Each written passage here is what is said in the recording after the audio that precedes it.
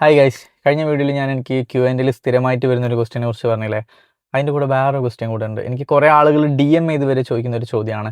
Even എന്നെ നേരിട്ട് കാണുമ്പോഴും പല ആളുകളും ചോദിക്കും. എന്നോട് സദസ്സിലൊക്കെ വെച്ചിട്ട് കുറേ ആളുകൾ ചോദിച്ചിട്ടുണ്ട്. അതായത് നേരെ വന്നിട്ട് ഇങ്ങനെ കൈ എന്നിട്ട് പിന്നെ അടുത്ത ചോദ്യം ഇതാണ് വരിക. വേറൊന്നുമല്ല, നിങ്ങളെങ്ങനെ motivational സ്പീക്കറായി?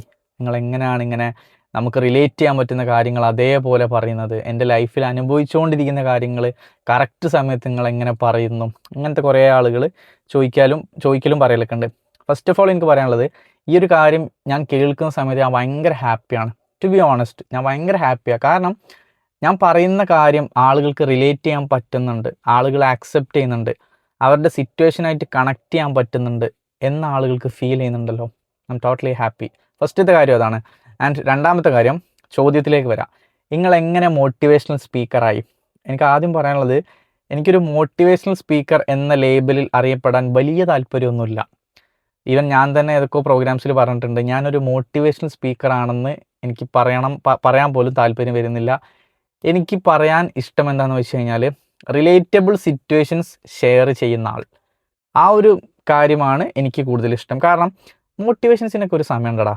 To be honest, motivation എന്നൊക്കെ പറയുന്നത്, ഇപ്പോൾ നമ്മളൊരു മോട്ടിവേഷൻ ക്ലാസ്സിൽ ഇരുന്ന് കഴിഞ്ഞാൽ അത് കേൾക്കുന്ന സമയത്ത് നമുക്ക് ഭയങ്കര ഒരു എനർജിയൊക്കെ കിട്ടും. ഭയങ്കര നമ്മൾ സ്വയം ബൂസ്റ്റൊക്കെ ചെയ്തിട്ട് കുറച്ച് നേരത്തേക്ക് നമുക്ക് ആ ഒരു എനർജി ഉണ്ടാവും.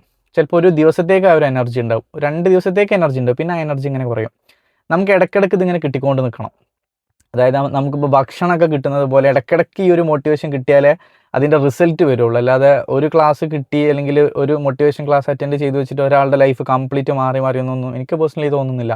ഇതിങ്ങനെ റീചാർജ് ചെയ്ത് ഇങ്ങനെ കൊടുക്കണം, സ്വയം ഇങ്ങനെ മോട്ടിവേറ്റ് അതിനെപ്പോഴും ഒരാൾ കൂടെ ഉണ്ടാവണമെന്നൊന്നുമില്ല. ഒരു മോട്ടിവേഷൻ സ്പീക്കറും എല്ലാ കാലത്തും നമ്മളെ മോട്ടിവേറ്റ് ചെയ്യാനൊന്നും ഉണ്ടാവില്ല.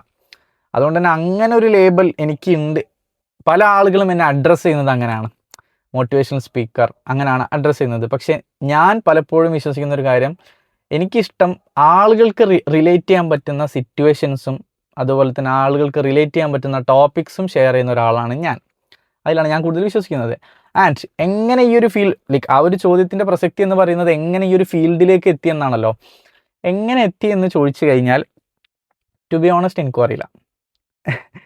അതായത് ഞാനൊരു കോഴ്സ് പഠിച്ചിട്ടല്ല ഞാൻ ആങ്കർ ആയത്. എന്നോട് കുറേ ആളുകൾ ചോദിക്കുന്ന മറ്റൊരു ചോദ്യമാണത്, നിങ്ങൾ ആങ്കറിങ്ങിന് എന്തെങ്കിലും കോഴ്സ് പഠിച്ചിട്ടുണ്ടോ, എന്ത് പഠിച്ചിട്ടാണ് ആങ്കർ ആയത് എന്നൊക്കെ. ഞാൻ ഒരു കോഴ്സും പഠിച്ചിട്ടില്ല ആങ്കറിങ് ചെയ്യാനും ആങ്കർ ആവാനും വേണ്ടിയിട്ട്. അതുപോലെ തന്നെ ഞാൻ മോട്ടിവേഷണൽ സ്പീക്കർ എന്ന് നിങ്ങളെ അഡ്രസ്സ് ചെയ്യുന്ന ആ ലേബൽ, ഞാൻ മോട്ടിവേഷൻസ് പറയാനും ഞാൻ ഒരു കോഴ്സും പഠിച്ചിട്ടില്ല, എനിക്കൊരു സർട്ടിഫിക്കറ്റ്സോ ഒന്നുമില്ല. പിന്നെ അപ്പോൾ എങ്ങനെ ഇത്തരം റിലേറ്റബിളായ സിറ്റുവേഷൻസ് പറയുന്നു എന്ന് ചോദിച്ചു കഴിഞ്ഞാൽ, ഞാൻ പറയുന്നതിൽ 99% കാര്യങ്ങളും എൻ്റെ ലൈഫിൽ നടന്ന കാര്യങ്ങളും എൻ്റെ ചിന്തകളിൽ വരുന്ന കാര്യങ്ങളും ഞാൻ കണ്ട കാര്യങ്ങളും ഞാൻ എക്സ്പീരിയൻസ് ചെയ്ത കാര്യങ്ങളും എനിക്ക് കണക്റ്റായ കാര്യങ്ങളാണ്. ഈ 5 കാറ്റഗറിയിൽ വരുന്ന കാര്യങ്ങളാണ് എൻ്റെ പേഴ്സണൽ പേജിലെ 99% വീഡിയോസും. ഈ ഒരു സിറ്റുവേഷൻസിനെ കുറിച്ചുള്ള വീഡിയോസ്.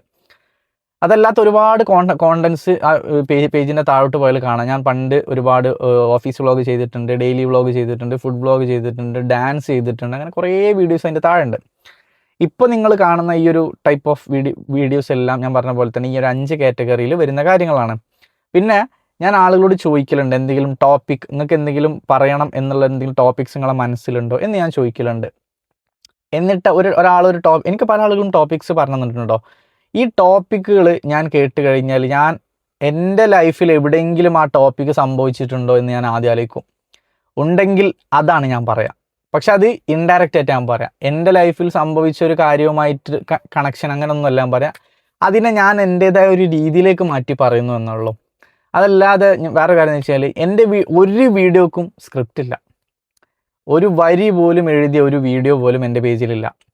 അതുപോലെ തന്നെ ഞാൻ ടു ബി ഓണസ്റ്റ് ഞാൻ പറയുകയാണ്, ഇപ്പോൾ എൻ്റെ വീഡിയോ ഷൂട്ട് ചെയ്യുന്ന ആളുകൾക്കും അത് കാണുന്ന ആ ഒരു ഷൂട്ട് കാണുന്ന ആളുകൾക്കും വ്യക്തമായിട്ട് അറിയുന്ന ഒരു കാര്യമാണ്, ഞാൻ ഇതുവരെ ഒരാളെ കോണ്ടന്റ് കോപ്പി അടിച്ചിട്ടില്ല. ഒരാൾ പറഞ്ഞ വീഡിയോയിൽ ഒരു ടോപ്പിക്ക് ഞാൻ കോപ്പി അടിച്ചിട്ട് ഒരു വീഡിയോ പോലും ഞാൻ ചെയ്തിട്ടില്ല. മാർക്ക് മൈ വേർഡ്സ്, ഞാൻ അത്ര ഉറപ്പിച്ച് പറയും. കാരണം എനിക്ക് എപ്പോഴും ഒരു കാര്യമുണ്ട്, ഒരാളുടെ കോണ്ടന്റ് അയാൾ പറഞ്ഞ ടോപ്പിക്ക് വേറൊരു തരത്തിലേക്ക് മാറ്റിയിട്ട് ഞാൻ ഇതുവരെ എൻ്റെ പേജിൽ പറഞ്ഞിട്ടില്ല. കാരണം അത് അയാൾ അത്രയും കണക്ട് ചെയ്ത് പറഞ്ഞൊരു കാര്യമാകാം, അല്ലെങ്കിൽ അയാൾ സ്വയം എന്താ പറയുക കഷ്ടപ്പെട്ട് റിസർച്ച് നടത്തിയിട്ട് എടുത്ത ഒരു കോണ്ടന്റ് ആകാം, ഒരുപാട് കാര്യങ്ങൾ ചിന്തിച്ച് ഡെവലപ്പ് ചെയ്തൊരു കോണ്ടന്റ് ആകാം. അത് കണ്ട ഉടനെ അത് എൻ്റെതായ രീതിയിലേക്ക് മാറ്റി ചെയ്യാൻ സംഭവം അത് ഭയങ്കര സിമ്പിളാണ്. കണ്ടു കഴിഞ്ഞാൽ നമുക്ക് നമ്മുടേതായ രീതിയിൽ മാറ്റി ചെയ്യാൻ ഭയങ്കര സിമ്പിളാണ്.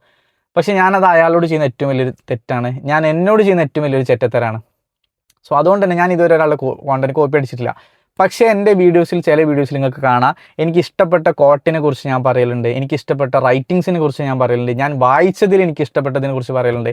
അതൊക്കെ അങ്ങനെ തന്നെ പറയും. ഞാൻ വായിച്ചത് അല്ലെങ്കിൽ ഞാൻ കണ്ടത്, ഞാൻ എഴുതി, അങ്ങനെ തന്നെ പറയും. വേറൊരാളുടെ കാര്യമാണെന്നുണ്ടെങ്കിൽ അതൊരിക്കലും എൻ്റേതായ രീതിയിൽ ഞാൻ ഇതുവരെ സംസാരിച്ചിട്ടില്ല. ഞാൻ പറഞ്ഞതിൽ വ്യക്തമായിട്ട് ഞാൻ പറയും, ഞാൻ വായിച്ചതിൽ എനിക്ക് ഇഷ്ടപ്പെട്ട ഒരു റൈറ്റിംഗ് ആണത്, അല്ലെങ്കിൽ ഞാൻ പറഞ്ഞതിൽ എനിക്ക് ഇഷ്ടപ്പെട്ട ഒരു കോട്ടാണത് എന്ന് ഞാൻ അങ്ങനെ തന്നെ പറയും. അതെന്താണെന്ന് വെച്ച് കഴിഞ്ഞാൽ ഒരാളുടെ കോണ്ടന്റ് വേറൊരു തരത്തിൽ കോപ്പി ചെയ്തിട്ട് ഞാൻ ചെയ്യുന്നതിൽ പ്രത്യേകിച്ച് കാര്യമൊന്നുമില്ല. അവിടെ ഒരിക്കലും ഞാൻ ഉദ്ദേശിക്കുന്ന പോലത്തെ ഒരു കാര്യമായില്ല ചിലപ്പോൾ അവിടെ സംഭവിക്കുക. ഞാൻ കേട്ട കാര്യങ്ങൾ ഞാൻ വേറൊരു തരത്തിലേക്ക് മാറ്റുന്നു എന്നുള്ളൂ. അതുകൊണ്ട് തന്നെ എൻ്റെ ഒരു കോണ്ടന്റും വേറൊരു പേജൊന്നും കോപ്പി അടിച്ചതല്ല. അതാ ഞാൻ പറഞ്ഞത് 99% കാര്യങ്ങളും എൻ്റെ ലൈഫിലെ കാര്യങ്ങൾ ഞാൻ നേരത്തെ ഒരു 5 കാറ്റഗറി പറഞ്ഞില്ല, അതിൽ വരുന്ന കാര്യങ്ങളാണ്. സോ അതാണ് ആൻസർ. അതായത് ഞാൻ ഈ ഒരു ഫീൽഡിലേക്ക് എത്തിയത് എങ്ങനെയാണെന്ന് ചോദിച്ചു കഴിഞ്ഞാൽ പ്രോപ്പറായിട്ട് എനിക്കും അറിയില്ല. ഞാൻ പല കോണ്ടൻസും ചെയ്തിട്ടുണ്ട്, പല ട്രാക്കിലൂടെ ഞാൻ ഓടിയിട്ടുണ്ട്. ഫൈനലി ഞാൻ എത്തിച്ചേർന്ന ഒരു ട്രാക്കാണത്. പിന്നെ അതുപോലെ തന്നെ ആങ്കറിങ്ങിനും ഞാനൊരു കോഴ്സ് പഠിച്ചിട്ടില്ല. മോട്ടിവേഷണലിൻ്റെ ഈ കോണ്ടൻസ് ഇതിന് ഞാനൊരു കോഴ്സ് പഠിച്ചിട്ടില്ല. എൻ്റെ കയ്യിലൊരു സർട്ടിഫിക്കറ്റ്സ് ഒന്നുമില്ല. ബട്ട് എനിക്ക് തോന്നുന്ന കാര്യങ്ങൾ ഞാൻ പറയുന്നു, അല്ലെങ്കിൽ ഞാൻ എക്സ്പീരിയൻസ് ചെയ്ത കാര്യങ്ങൾ ഞാൻ ഷെയർ ചെയ്യുന്നു, എൻ്റെ തോട്ട്സിൽ വരുന്ന കാര്യങ്ങൾ ഞാൻ ഷെയർ ചെയ്യുന്നു, എൻ്റെ പോയിന്റ് ഓഫ് വ്യൂ ഞാൻ പറയുന്നു.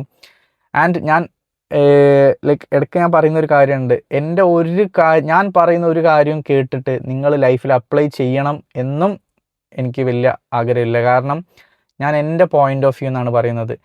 നിങ്ങളുടെ ലൈഫിൽ നിങ്ങൾക്കത് അപ്ലൈ ചെയ്യണമെന്ന് തോന്നുകയാണെങ്കിൽ മാത്രം നിങ്ങളത് അപ്ലൈ ചെയ്താൽ മതി. കാരണം അത് നിങ്ങളുടെ ലൈഫാണ്. ഇപ്പം ഞാനടക്കം ഒരുപാട് പേരുണ്ട്, പല ഇൻഫോ കോണ്ടൻസ് ചെയ്യുന്ന ആളുകളുണ്ട്, മോട്ടിവേഷണൽ വീഡിയോസ് ചെയ്യുന്ന ആളുകളുണ്ട്, എന്നെ പോലത്തെ ഒരുപാട് ഇൻഫ്ലുവൻസേഴ്സ് ഉണ്ട്. സോ നമ്മളൊക്കെ പറയുന്നത് നമ്മുടെ പോയിന്റ് ഓഫ് വ്യൂയിലുള്ള കാര്യമാണ്. അത് നിങ്ങൾ ഏത് ടോപ്പ് മോട്ടിവേഷണൽ സ്പീക്കർ എടുത്ത് കഴിഞ്ഞാലും എല്ലാവരും പറയുന്നത് അവരുടെ പോയിന്റ് ഓഫ് വ്യൂവിൽ അവർ ചിന്തിച്ച കാര്യങ്ങളാണ്, അല്ലെങ്കിൽ അവർ എക്സ്പീരിയൻസ് ചെയ്ത കാര്യങ്ങളാണ്, അവരുടെ ഒരു തോട്ടാണ് അവർ പറയുന്നത്. ഈവൻ ഞാനടക്കം. അത് നമ്മൾ അക്സെപ്റ്റ് ചെയ്യുന്നതിന് മുൻപ് നമ്മുടെ ലൈഫിൽ അത് ആവശ്യമുണ്ടോ എന്നൊരു ചോദ്യം ചോദിക്കണം. ഉണ്ടെങ്കിൽ നമ്മളത് എങ്ങനെ അപ്ലൈ ചെയ്യണം, ഇതൊക്കെ നമുക്ക് മാത്രമേ അറിയുള്ളൂ. നമുക്ക് ചുറ്റും പറഞ്ഞു തരുന്ന ആളുകളെല്ലാം പറയുന്നത് അവരുടെ തോട്ട് എന്നാണ്, അവരുടെ പോയിന്റ് ഓഫ് വ്യൂ എന്നാണ്. ഈ ഒരു ബോധം നിങ്ങൾക്ക് എല്ലാവർക്കും ഉണ്ടാവണം. സോ അതാണ്. അപ്പം പറഞ്ഞു വന്നത് എന്താണെന്ന് വെച്ച് കഴിഞ്ഞാൽ ഇങ്ങനെയാണ് ഞാൻ ഈ കാര്യങ്ങളൊക്കെ ചെയ്തു വന്നത്. ഓക്കെ.